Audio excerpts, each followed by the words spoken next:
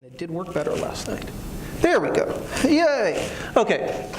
So, like I said, we were started in '99. We're a clustered storage product, custom hardware platform. We build our own blades, our own power supplies, integrated network switches in our own enclosure.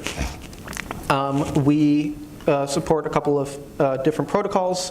To take full advantage of our product, you have to use our native direct flow protocol, which is available as a kernel module for Linux and Mac OS.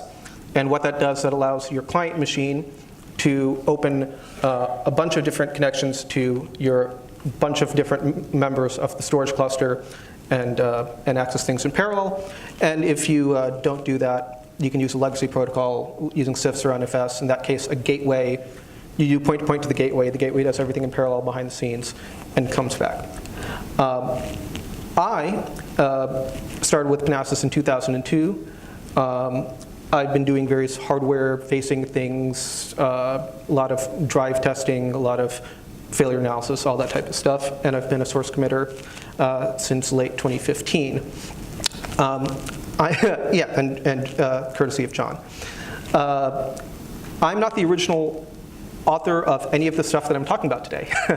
The original author, developed, debugged, tested, basically got it out the door, and then decided to move on to other things. So I inherited part of that work, the lower levels of the stack that we have, and then a colleague of mine inherited the upper levels of the stack. Unfortunately, that colleague could not be here this week for this conference because of scheduling issues, so I'm going to present everything. There are almost certainly going to be questions that I can't answer very well, in which case I will say so, and then hopefully we can follow that up on hackers, because this is all public stuff. There's nothing here that's particularly private. So to understand why we did what we did, we need to talk about power failure and kind of the history of the way we've handled power failure at Panasas. So if you want to do high performance storage, you have to have caching, because actually going all the way out to disk or even SSD takes too long. The problem with caching is that caches generally are not power fail safe. Hard drive caches and motherboard DRAM are both volatile. You lose power, your data is gone, and unlike networking, hi George, you can't just retransmit, you can't just drop a packet on the floor. So the first generation of Panasas hardware was designed about 17 years ago. And at that time, there really weren't very many good options for having a non-volatile memory. You basically could have a PCI card with DRAM and a battery, and that was really it. And that wasn't going to work for us. PCI is slow. PCI is slow.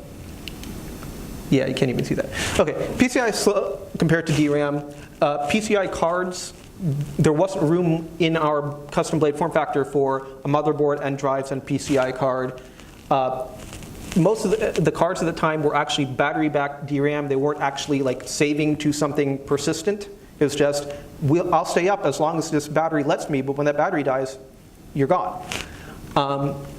Also, you couldn't hot swap the battery because it's inside a blade, and none of that helps with hard drive caches. So that wasn't going to work. So we came up with our custom hardware solution. So this is a really kind of crappy rendering of our hardware. But basically, you can tell we've got a bunch of blades up front, and on the back, we've got two power supplies, integrated network switches, and a nice big battery module. And the battery module works fairly well for our purposes. It's a shared enclosure-wide battery.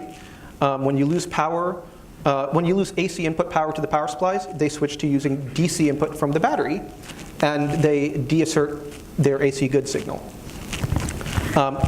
As all of this is happening, the blades never see an interruption of their DC power input.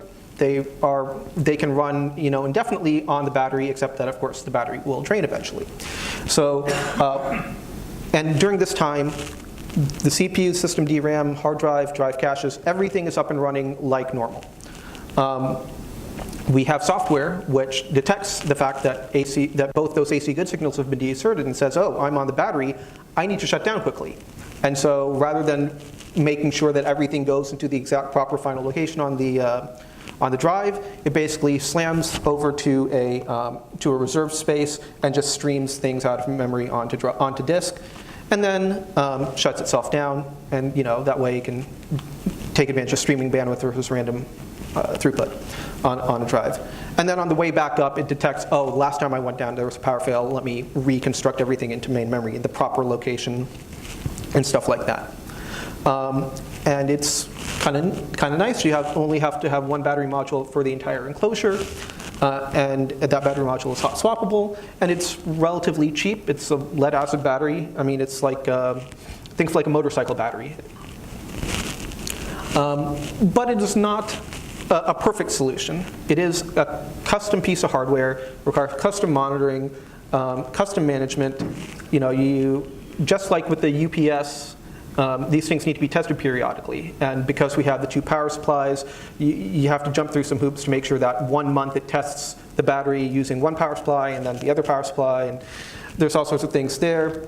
And also lead acid batteries are big and heavy. That makes them expensive to ship. Also, if you have to physically replace one near the top of a rack, you have to lug this thing that weighs 25 or 30 pounds up over your head, and it's not a good thing. And also in the past several years, there have been more import restrictions and shipping problems concerning batteries of all stripes. People do not want to import lead anymore. I can't imagine why. We've had exploding cell phone batteries and exploding laptop batteries, and so people don't want to ship batteries in general. And you have to have more padding. I mean, back in the day, the shipping box for the battery was not all that much bigger than the battery. Now, volumetrically, no kidding, is like the volume of the shipping box for the battery is like 8 times the volume of the battery itself. It's crazy. So more padding, more paperwork. Since it's volumetrically bigger, you can't get as many on a pallet. And so, hey, your shipping costs go up. So for all those reasons, we've kind of gotten over batteries. And the good news is that in the intervening 15, 17 years, a lot of the things that we liked about our own architecture that off-the-shelf platforms at the time didn't offer, we are now starting to see a little bit better. So 2012, we are looking into the idea of moving some of our functionality off of our proprietary blades and onto an off-the-shelf hardware solution. And but we still need power fail safety. We don't necessarily need to worry about drive caches so much in this application, but we will definitely have in-flight data that is in the main memory DRAM. And so, our DIMM vendors pitched this new idea called an NVDIMM, that is a non-volatile DIMM. It connects to normal DDR bus. It looks like DRAM because it's made from DRAM. Runs at normal DRAM speed, normal DRAM bandwidth, normal DRAM latency, byte addressable, all very nice. And it's just normal DRAM until power fails. And when power fails, the power supply, with its last dying gasp, asserts the signal basically saying, hey, I've lost power, right? The NVDIMM sees this signal is asserted, and it switches into self-refresh mode using a supercap that is attached to it. And at that point, it is electrically disconnected from the rest of the motherboard. The rest of the motherboard powers off. The NVDIMM stays alive off the supercap, and it copies the DRAM contents out to onboard NAND. And there's pros and cons to all this. The pros are basically everything that you like about main memory applies to NVDIMMs as well. Their full speed, their memory bus speed, byte addressable, et cetera, et cetera, et cetera. No endurance issues. But the cons at the time were pretty severe. You had to have a power supply that sent out that AC has gone away signal, and you had to have a motherboard that routed that signal from the power supply to the DIMM socket. And even then, if you have one of those motherboards, you still needed to put special firmware onto that motherboard to be compatible with NVDIMMs. And at that time, the supercaps required to run these things were pretty large. I mean, we're talking the size of like a PCI card with, and like a, quarter-inch, half-inch thick, or the size of like a hard drive or something. Pretty big, pretty bulky. And for these reasons, we decided that in 2012, it's still an interesting scientific experiment, but it's not a product yet. And we had other things that we could do rather than try to work around the problems at that time, and so we went and did other things. But we kept kind of an eye on what's going on with this NVDIMM idea. We never actually turned this into that iteration of the COTS thing into a product, but we learned a lot from it.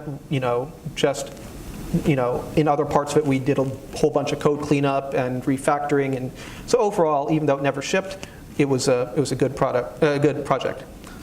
So, flash forward another couple of years to much more recently, we decided that we actually do want to ship a COTS product for our metadata and gateway functionality.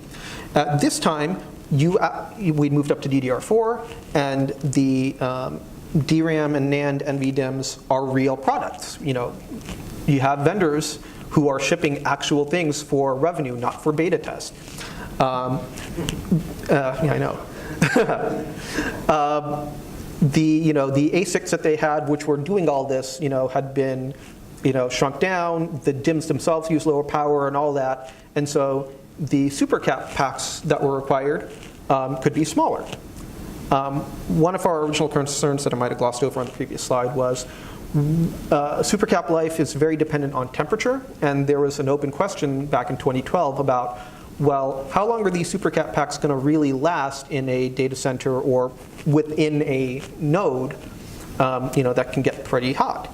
By the time we got to 2015, we had enough data that we were satisfied that, yeah, this supercap pack can live inside a node for 5 years, and at the end of that 5 years, it's still going to have enough juice to handle everything.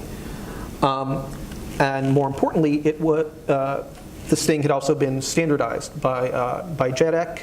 Those are the guys who standardize DIMMs, and by ACPI, device enumeration and all that type of stuff.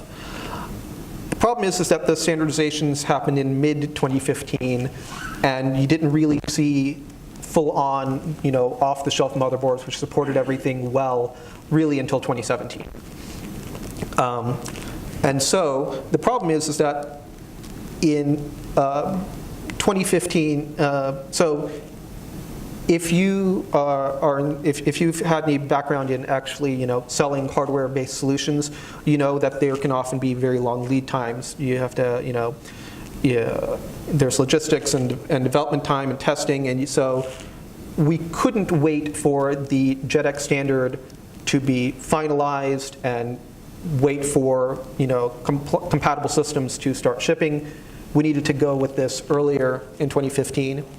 So we ended up picking a board that supported a couple, 2 or 3 of the, actually I'm sorry, it was 2 specific vendor APIs for dealing with the NVDIMM. Even then we had to go through several iterations of board firmware and several iterations of NVDIMM firmware before we had something that worked and was stable. So let's talk a little bit now about the NVDIMM stack for Panasas. So down here in green at the bottom, we have the hardware level. You've got your normal DRAM, just like you would on any DIMM. We've got this NVDIMM controller, and we've got the NAND on the NVDIMM. You'll notice that there is nothing above the NAND in the stack because nothing outside of the NVDIMM knows anything about it. The only thing that talks to the NAND is the NVDIMM controller. The NVDIMM controller, the BIOS knows how to talk to it, and we wrote a driver which knows how to talk to it. And then on the DRAM, we have several layers of the stack. We have a persistent memory layer, we have a key value store layer, we have a file system layer, And then on top of the file system, you have file system metadata and you have file system data. And we'll talk about each of these in turn. So how do you talk to the NVDIMM controller itself? So every DIMM has a little EEPROM that stores timing information and all that type of stuff. And nowadays they also have a temperature sensor. And there is very low level, deep in the BIOS, the memory controller initialization code talks over SM bus to this EEPROM and reads the timing data and all this other type of stuff. So they basically said, okay, we are just going to use that same SM bus. Here's just another device at a different address hanging off that SM bus. And that's your NVDIMM controller. So to be able to talk to that, we had to write a driver for that controller. And so in the case of the CPUs that we're talking about here, that is an SM bus controller, which is part of the memory controller, which is part of the CPU. And that is the case for the Sandy and Ivy Bridge and Broadwell and Haswell Xeon CPUs. That was committed as IMC SMB earlier this year. I want to thank John for some of the help he gave me in working out some of the quirks, and also there was some testing done by I think Alan, Jude, and Conrad, and someone else too. I'm not sure, but so that allows us to talk to the NVDIMM controller. Now that we can talk to it, well, what do we say? So our NVDIMM vendor gave us a Linux driver. It was actually permissively licensed, but it was behind an NDA.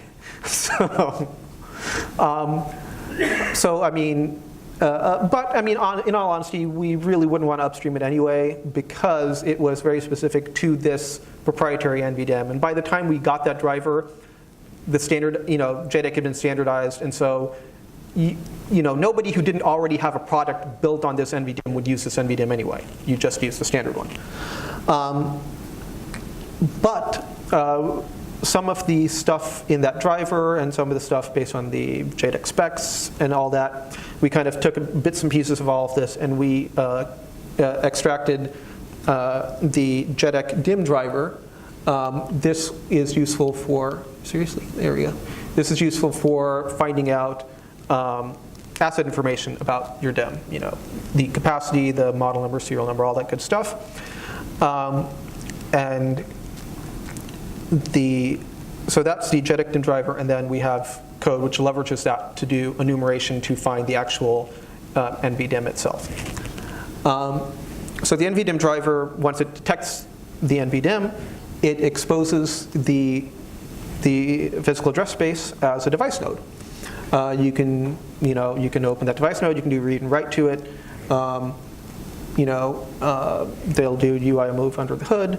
If you do a write directly to the device node, it will automatically follow up that write with the appropriate flush operations, just because something is written in the CPU cache does not make it persistent. It actually has to be all the way out on the NVDIMM itself. So you have to flush it out of the CPU cache. You have to make sure it's flushed out of the memory controllers, buffers. It's got to go all the way out to the DIMM, and so you have to flush it. Newer CPUs, starting with Skylake, have an instruction called CLFlush opt for optimized cache line flush. But that's not available on the Haswell Broadwell CPU that we were using. And so the original developer of all this code came up with this very clever technique to basically split the difference. It's not quite as fast as CLFlush opt, but it is significantly faster than regular CLFlush, and he did this magic through using non-temporal stores and fencing operations. And you can also, if you've got the NVDIMM device open, you can issue ioctls to it. And so we have ioctls to arm and disarm the NVDIMM. check the supercap health and things like that. So this doesn't show those regular memories in the role.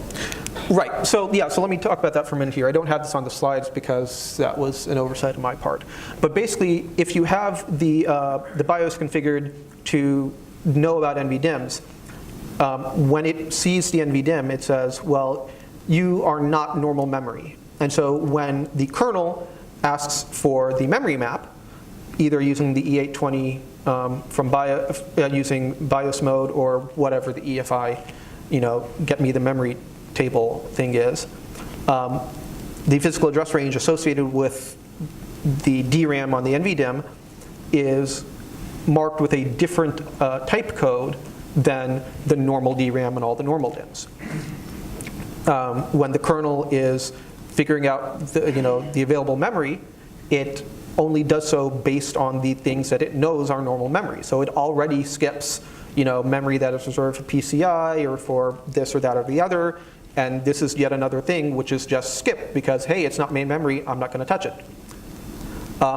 Which means then that a physical address range is not spoken for by the time that our driver comes along and speaks for it. As it happens, for a variety of reasons, our implementation only does this through the E820 version as opposed to the UEFI, because that's just what we needed. All right. Good so far? Okay. So next up in the stack is a persistent memory layer, because just because you have byte addressable memory that is saved and restored, that doesn't actually help you very much. Because if you lose power while you are updating a structure in memory, then when you come back up, you are still in the middle of writing that structure to memory. And so you can end up with basically, what's the word? Starts with S. Not striated writes, / writes. Pardon? Well, whatever. Yeah, you end up with basically partially written structures, and hilarity ensues. So we need a way to do something to ensure some level of atomicity, and so we have this persistent memory abstract interface that's byte addressable. It's memory mapped. It gives you a nice contiguous virtual address space. It has explicit write-back caching semantics. It does fencing around transactions, and it requires a synchronous commit before you are guaranteed to have persistence. And John, it looks like you were about to ask a question. Nope. Okay. So writes between commits might be reordered because your level of ordering is basically at the commit level. So when this commit happens, everything up to that commit is done. When this commit happens, everything up to that commit is done. In between, things might happen in a weird order, but until that second commit is done, it doesn't really matter because you're just going to roll back. Right? Okay. So that was the abstract interface, and we have a couple of implementations. We have the direct method, which is directly on the NVDIMM device. That's kind of the base class. If needed for a commit and fence, it will actually issue an sfence instruction. And for write back, it will do the same move NTI non-temporal store thing that I talked about a minute ago.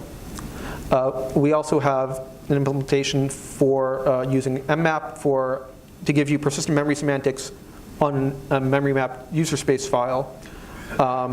And this is basically to give you persistent memory backed by the persistent memory file system. If you commit, it'll do an fsync. If you do a write back, it'll do an msync. And then through the layers, eventually that write back will do the non-temporal stores, etc. And similarly, we have an interface for doing that same type of thing from within the kernel itself. Because of our use case, we need to write these files from the kernel, and that works on a vnode object, but it's essentially the same. Now, to get any real performance out of it, you can't really, you need to bypass the buffer cache, because doing fsyncs is just going to be really, really slow. So yeah, we have basically, we set a flag that puts it into bypass mode.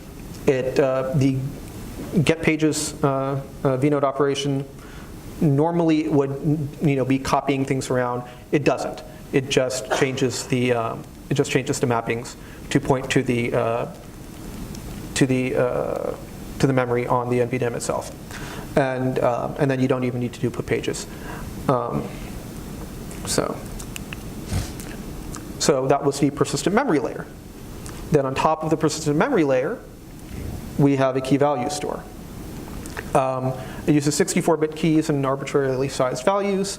It has transactionality, so you can have multiple key value updates that all go in together, or none of them go in together.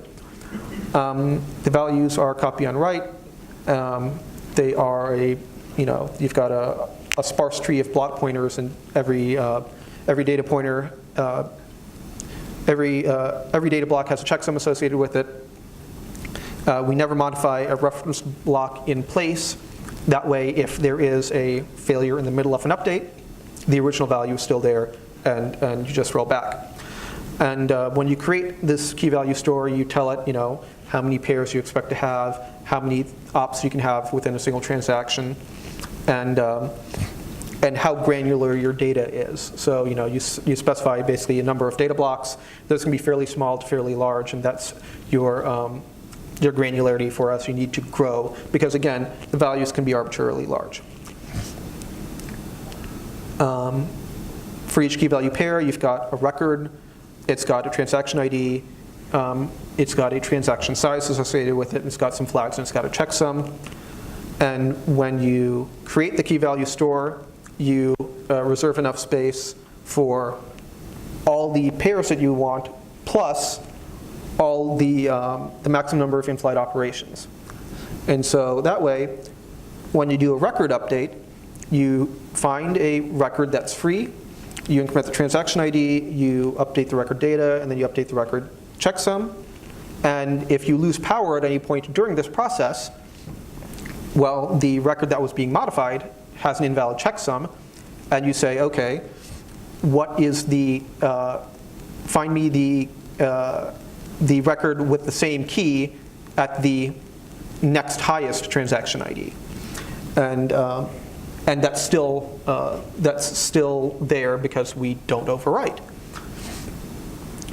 When we do multiple updates in a transaction, it's basically the same thing, except as I said a second ago, each transaction has each record has a transaction size associated with it. So when you're doing multiple transactions, each individual key value update might go through. But if you've got if your transaction is 10 updates and 6 of them go through, and then you come back, and when you come back up, you will see that these 6 records claim to be part of a 10 record transaction, but I only see 6 valid records for this transaction. Therefore, the transaction was interrupted. Therefore, toss that whole transaction. One thing you have to be careful about is, how do you read while there might, something might be changing it out from under you. So, the value, like I said, it's got a tree of blocks, and so you take when you start a read, you take a rough count on those blocks. And if you need to modify something, it's going to copy and update blocks, and then you mark the blocks which have been changed with the dirty bit, and then when you commit, only the dirty blocks need to be flushed out. And so if this, for people who know key value stuff or who know file systems, a lot of this probably sounds very familiar. I get the feeling that this is a fairly common type of paradigm. Okay, so we talked about the low level, the NVDIMM hardware. Then next level up is the persistent memory level, and then we've got the key value store, and now finally we are at the actual file system. And the file system is built both on the key value store and directly on the lower level persistent memory abstraction. So NUFIS, you basically, you point it at the NVDIMM device. It's going to figure out how big this NVDIMM is. It's going to decide, okay, I'm going to use, 1 gig for key value store, and then the remaining, 7 gigs for data. And we've got a bunch of code to kind of figure out what that optimal size is. Some of that is probably specific to our use case. But we figure out how big a KVS we need, and then the rest is just for data blocks. And the file system stores all of its metadata in the key value store. Your key is your inode, and your value is all the normal file system metadata that you would expect. The size of the file, modify, create, update times, the parent inode, the permissions and owners and all that good stuff. And it also stores the list of data blocks. That can be a fairly long, a long list of data blocks, because the key value stores the file on the file system can be arbitrarily large, but that works out okay because the values in the key value store can be arbitrarily large as well. And then the data for the files lives outside the KVS, and it just lives directly on the persistent memory store. So before we get into the next section, let's kind of go back a bit to the big old stack. So the persistent memory layer, it's a explicit write-back semantics, and this gives you a layer which enforces atomicity and makes sure that everything that needs to be persistent gets all the way out to the DIMM. The key value store gives you transactionality and lookups. LWPMFS gives you a nice POSIX file system. By the way, when I say a POSIX file system, I mean that as part of the development and testing of this thing, Joe copied the sources onto the LWPMFS and built onto it. So it is a normal full-fledged file system. And then the LWPMFS file system metadata is on top of the KVS, while the data is on top of directly on top of the persistent memory. And notice you've got the data in the file could itself be an instance of a KVS. And in that case, it can kind of bypass through and do operations directly on the underlying PM layer. Okay? All right.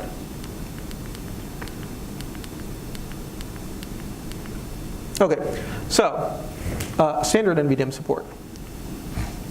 So Konstantin Belousov, aka Caustic, aka Kib, has been working on this on and off for a while. He has been, unfortunately, sidetracked by a bunch of security vulnerabilities in the past year.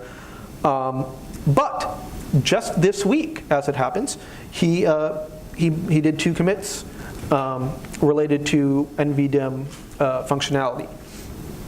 So the first one is about it's an API. It's a KPI for doing large physical regions. This is actually not something that that we hit. This solves an issue that we didn't see, probably because of the size of the NVDIMMs that we were using, which were relatively small, and the way that we were using them. This wasn't a problem for us, but apparently it was a problem for other people, and so that's why Caustic introduced this new KPI. Part of that change also introduced some code to optimize cache flushing. It will use the optimized command, the clflushopt command when possible, but it'll fall back to the traditional clflush operation if clflushopt is not present. Now that this is in the tree, one of the things I want to do sometime like next week after all the dust is settled is talk to some folks to see about maybe have some people look at the non-temporal store mechanism that we used and see if it would make sense to adopt that rather than just straight clflush to kind of give many of the benefits of clflushopt for systems that don't actually have clflushopt. And then finally, the second change was the actual driver for the JEDEC NVDIMM device itself. It uses ACPI for enumeration. They define this table called NFIT, and so it walks that NFIT table, and that's how it finds out where all the DIMMs are and sizing information and all that stuff. And then it exposes the device node, and it also hooks into the disk subsystem and the geom subsystem. So if you've got an NVDIMM, as of, these changes went in on Tuesday, if you've got an NVDIMM in your system that you built this morning, and you load the driver, and then you do current.disks, you're going to see, dev NVDIMM 0 show up in your list. And, and then you can partition it using gpart. You can do all the normal geom stuff, and you could put a file system on that device. Now, that's not going to be a particularly optimized file system, and there's nothing that's going to guarantee that you're not going to get spliced writes. So, which brings us to so this is kind of what the full stack in tree looks like right now. Again, you've got the lower levels of the actual hardware. The only things that talk to the NVDIMM controller are the BIOS and ACPI. The NVDIMM driver talks to ACPI. It exposes a disk interface, geom interface, but there's nothing on top for atomicity and there's no optimized file system or anything like that. So this is things that we still need. We need atomicity, we need to prevent partial updates, we need a file system which will bypass the buffer cache. The guys who are working on NVDIMMs refer to this as DACs, for direct access. Now, some of these things are available through the PMDK project. That's the Intel Persistent Memory Development Kit. I didn't put it on here, but that is at pmem.io is the website. And then from there you can read docs, and there's a link to the GitHub and all that good stuff. Now you might ask, well, why didn't Panasas use pmem.io in the first place? At the time that we started, pmem.io, the code that was available there, didn't do everything that we needed. However, in the couple of years since then, it has fleshed out and actually probably does cover all of our use cases by now. Also at the time, PMDK did not support FreeBSD. It does now, although I should note for anybody from Intel who is in the room that that's not in ports yet. So if you want to get on that, that would be great. So the Panasas implementation of persistent memory and the KVS and the file system is probably not directly useful for upstream, the mainline FreeBSD, but because instead you would probably want to use, you obviously wouldn't use our NVDIMM driver and stuff like that. You'd use the standard drivers that Caustic just put in. But rather than the persistent memory in the KVS layer, you would probably use the versions that PMDK offers. But there is still the issue of the file system. So on Linux, my understanding is that there are, in fact, more than one file system which have been either written or adapted to specifically with persistent memory in mind. Since that is something that FreeBSD needs, people who are looking into NVDIMMs should, try and look at those and see if some of those are portable, and they might not be, for technical reasons or for licensing reasons. If you decide that, yeah, we can't use that, we're going to have to roll our own or something, we are fine kind of, sharing the details of our work on this, because even though it can't necessarily go upstream in its current form, it can still serve as inspiration for something that goes upstream. I took a swing at actually upstreaming this myself earlier this year, but it got really ugly really fast. And so that didn't happen. But we have no problem, we have no objection with this, stuff derived from our code, making it into upstream. So if you are interested in more details of how this stuff works, then let me know. I am Pokala at FreeBSD.org will get me. So Q&A, yes, you at the back. I'm sorry, I can't quite see who you are. Is that you, Warren? Yeah, that's me. Oh, great.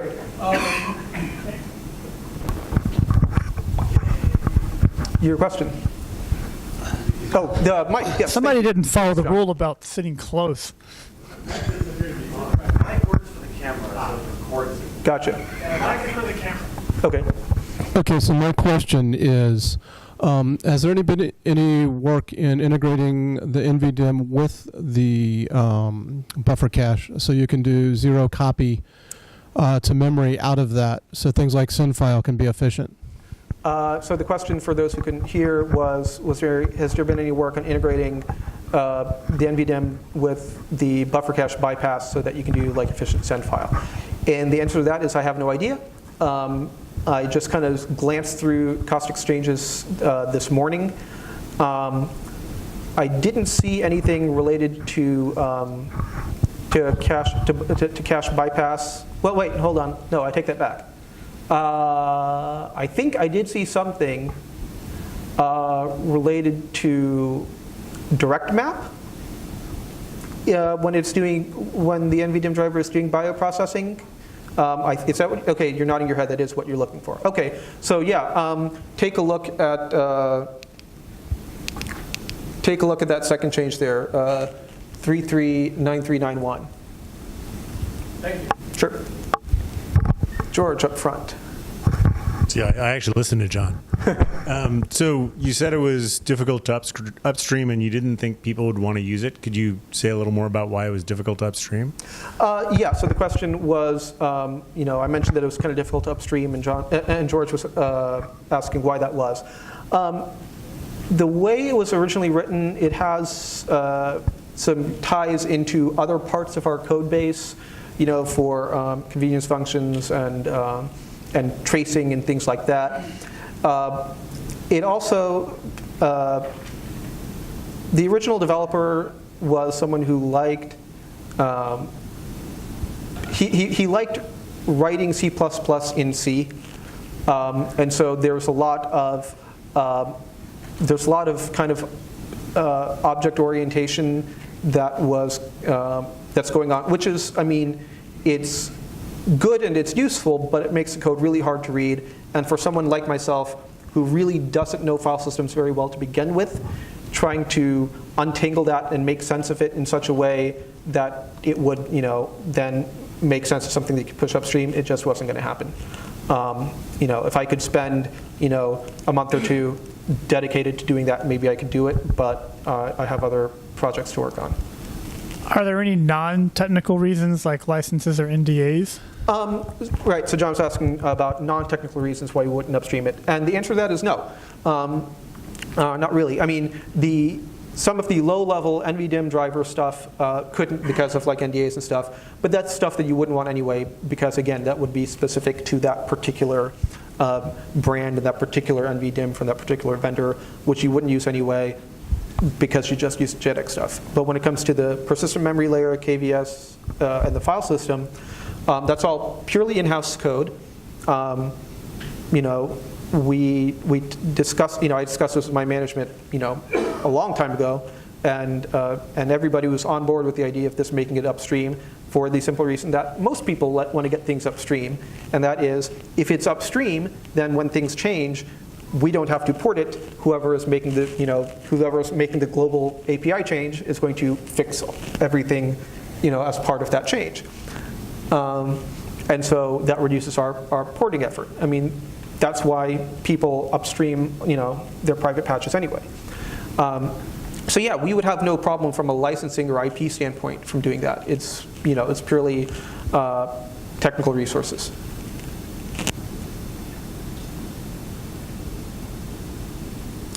Yes, Alan. So with the NVDIMM stuff plumbed up through Geom, does that implement all of the cache flushing type things so that if you say had a copy on write file system, that you could use it on top of NVDIMM with Geom?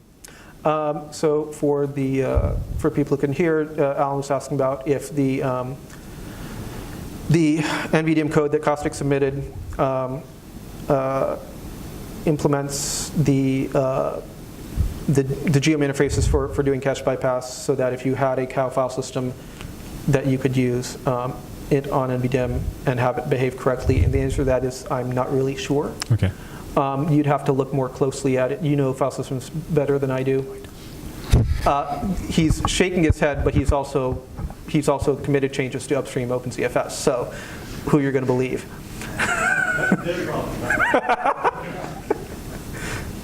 I would be skeptical that that's true. I suspect the file systems, I don't know that, well, it depends on the CFS. There's like a bio flush or something, but you would have to do that like all the live long day. I would be skeptical if we do that often enough for it to work on this type of thing. Right.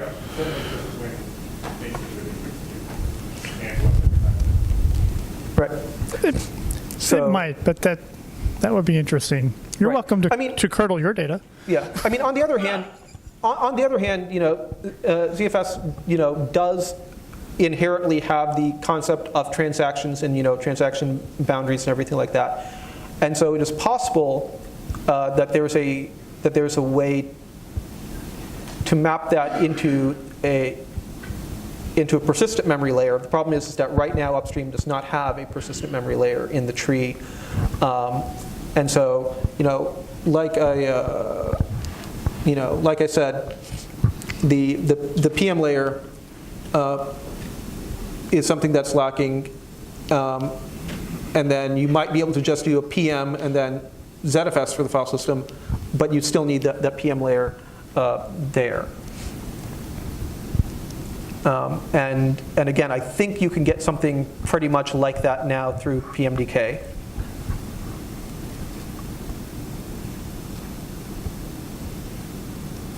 Any other questions? Yes, you up front. Is there anybody else here using NVDIMM or investigating NVDIMM if they're able to say that? Okay, so the question was, who else is interested in NVDIMMs? Warner would be 12 feet tall if possible. And Mav is as well.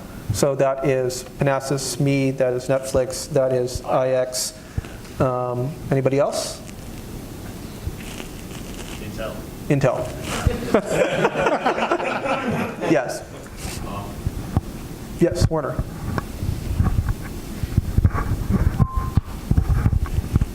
For most append-only media, there's usually a block layer built on top of a log device. Has anybody done something similar for NVDIMMs so that we can put just a normal file system on top of the NVDIMM and still have write tear protection and the normal things you'd want from that? I think when I glanced at PMDK that they do have, I think it's LWPMFS log that implements some log structured something. And so that is something you might want to look into. But again, I haven't really looked at most of the standards-based stuff. Anything else? Anybody else? Going once, going twice. Awesome. Well, thank you very much for your attention. I hope I didn't bore you too much. And like I said, if you have questions later on, please take it to Hackers.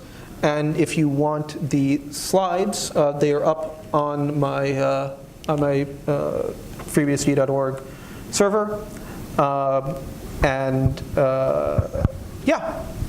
So thank you again. John? Thank you, Ravi. All right.